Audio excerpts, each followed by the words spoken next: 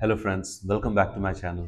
तो दोस्तों, अभी मैं आया हुआ हूँ बनारस और आज बनारस में मेरा तीसरा दिन। और आज मैं जा रहा हूँ सारनाथ, क्योंकि बनारस में जो भी चीज़ें मतलब मोस्टली अगर आप देखने लायक है तो वो आप एक ही 5 किलोमीटर के रेडियस में आप सारा चीज़ कवर कर सकते हो। एक ही जगह है जो यहाँ से थोड़े से एक डिस्टेंस पे पड़ता है, लेकिन मैं जिस जगह पे हूँ यहाँ से सारनाथ ज़्यादा दूर नहीं है।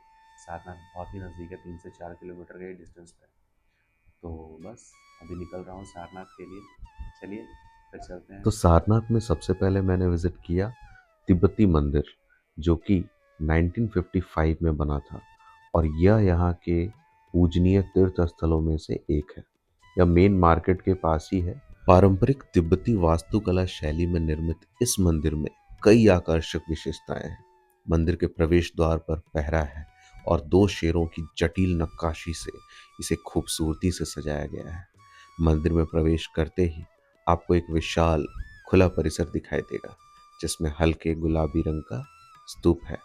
ऐसा कहा जाता है कि इस स्तूप का निर्माण तिब्बतियों ने दलाई लामा को शरण देने के लिए भारत सरकार के प्रति आभार व्यक्त करने और उन्हें श्रद्धांजलि अर्पित करने के लिए किया था।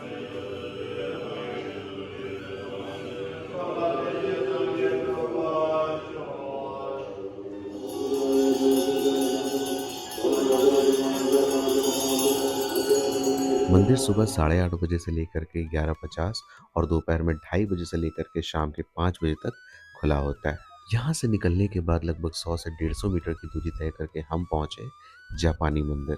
सारनाथ का यह अनोखा बौद्ध तीर्थ स्थल जापानी मंदिर बाहर से देखने में भले ही साधारण लगे, लेकिन इसके मुख्य मंदिर के भीतर कई आकर्षक विशेषताएं हैं। यह लोकप्रिय बौद्ध तीर्थ स्थल धर्म चक्र Indo Japan Buddhist culture society के प्रशासन के अधीन है।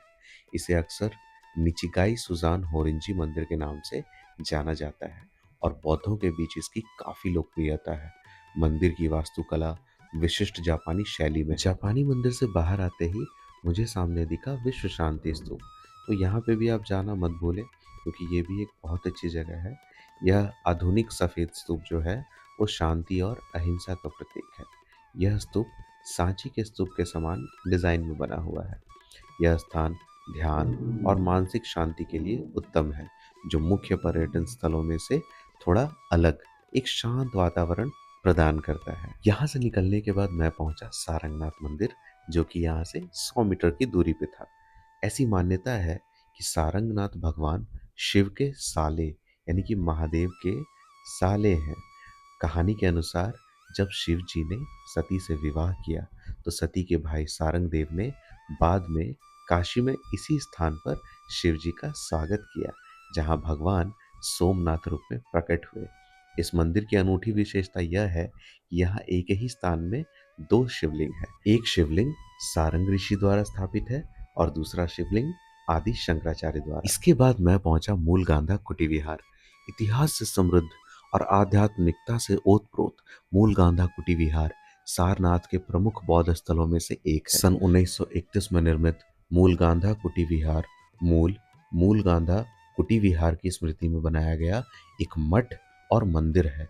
अपने आकर्षक भित्ति चित्रों और आकृतियों के लिए प्रसिद्ध सारनाथ का यह बौद्ध मंदिर अपनी अनूठी वास्तुकला के कारण विशिष्ट है, जो सारनाथ में अपनी तरह की सबसे नई कृति है।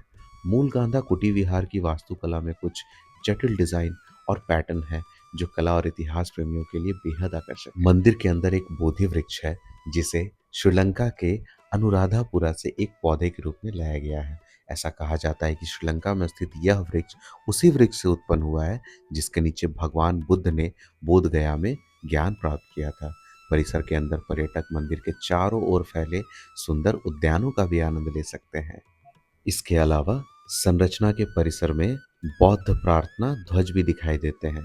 यहाँ भगवान बुद्ध की एक स्वर्ण प्रतिमा स्थापित है, जिसमें उन्हें अपने प्रथम उपदेश देते हुए दर्शाया गया है। इस कुटी विहार के अंदर सारनाथ डियर पार्क है, जिसे मिनी जू के नाम से भी जाना जाता है। वैसे तो यहाँ मुख्य रूप से आपको हिरण देखने को मिलेंगे, लेकिन इसके अलावा भी आपको कुछ और जीव जंतु भी देखने को मिल सकते हैं। इसका ticket price 25 rupees per person. यहाँ से सीधे सीधे आगे बढ़ने के बाद मुझे दिखा प्राचीन बौद्ध पुरास्थल, जिसके अंदर जाने के लिए आपको 25 रुपीज का एक टिकट लेना होता है। इसके अंदर जाते ही आपको सबसे पहले दिखेगा धमेक स्तूप। धमेक स्तूप एक बहुत ही महत्वपूर्ण स्मारक है जो उस स्थान को चिन्हित करता है जहाँ भगवान बुद्ध ने ज्ञान प्राप्ति के बाद अपने 5 शिष्यों को पहला उपदेश दिया था। 128 फीट ऊंचा और 93 फीट व्यास वाला यह विशाल स्तूप 500 ईस्वी पूर्व का है। ये देखिए, आप इसको डायरेक्टली छू नहीं सकते हैं क्योंकि ये सब बैरियर लगा हुआ है। तो आप जो भी देखना है आप इसके साइड से घूमते हुए जाइए और इसको आप देख सकते हैं। biết đến lại đạo Phật mới biết là được biết đến đại cho đến ngày hôm nay.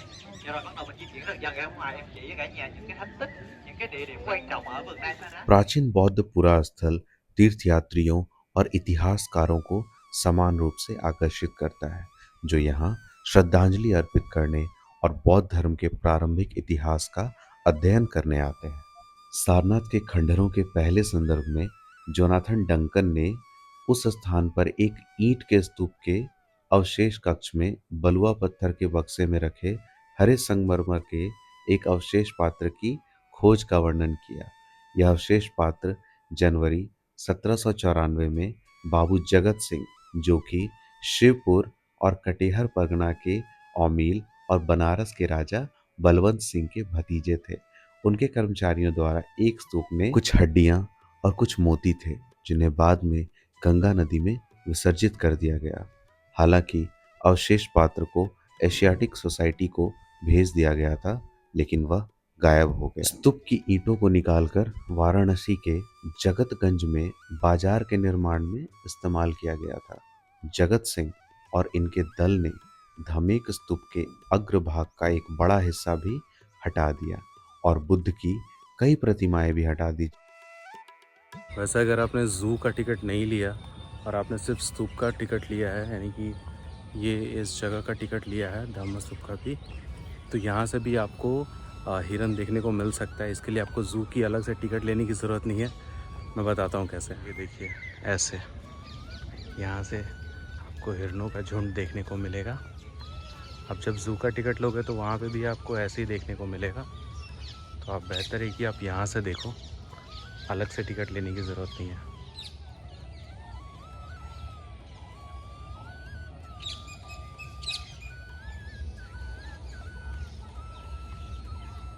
कुछ और प्राणी भी हैं, ये देखिए, पहचानते हैं इनको?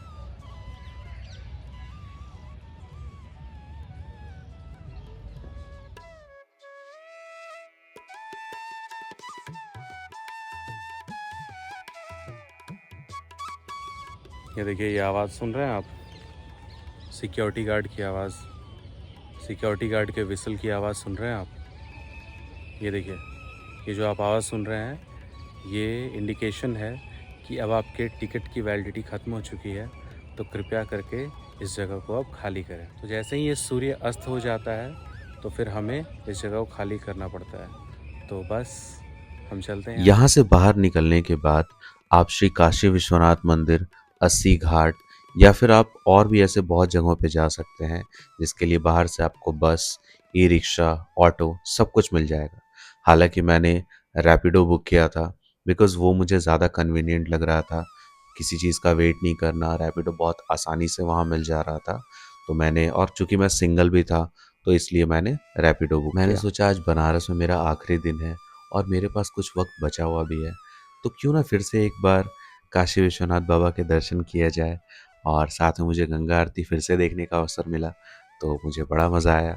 और वहाँ से निकलने के बाद मैंने बनारस से कुछ फेमस फूड्स ट्राई किए, जिसमें एक मलइयो था। 50 रुपये पर पीस के हिसाब से ये दे रहे थे वहाँ पे। तो दोस्तों, ये थी मेरी ओवरऑल 3 दिन की बनारस की यात्रा, जो कि मेरे लिए बहुत ही यादगार साबित हुई। आशा करता हूँ कि ये वीडियो भी आपको बहुत पसंद आया होगा। तो आज के वीडियो में बस इतना ही। मिलते हैं आपसे नेक्स्ट वीडियो में। चलेंगे किसी और जगह पे, एक्सप्लोर करेंगे किसी नई जगह को। तब तक के लिए अगर चैनल पे नए हैं तो चैनल को सब्सक्राइब कर दें, वीडियो अच्छा लगा तो लाइक करें और अपने फ्रेंड्स के साथ शेयर ज़रूर करें।